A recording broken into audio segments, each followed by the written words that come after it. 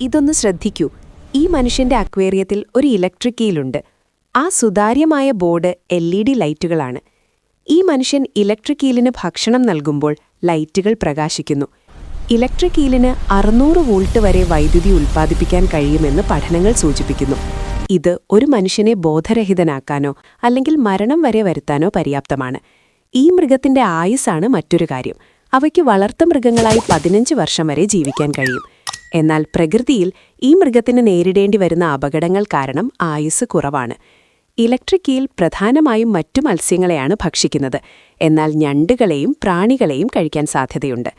Electric ഈലിനെക്കുറിച്ചുള്ള രസകരമായൊരു കാര്യം, ആശയവിനിമയം നടത്താനും സ്വയം പ്രതിരോധിക്കാനും ഇരയെ വേട്ടയാടാനും വ്യത്യസ്ത ആവശ്യങ്ങൾക്കായി വ്യത്യസ്ത തരം വൈദ്യുത ഡിസ്ചാർജുകൾ ഉൽപ്പാദിപ്പിക്കാൻ ഇതിന് കഴിയുമെന്നതാണ്.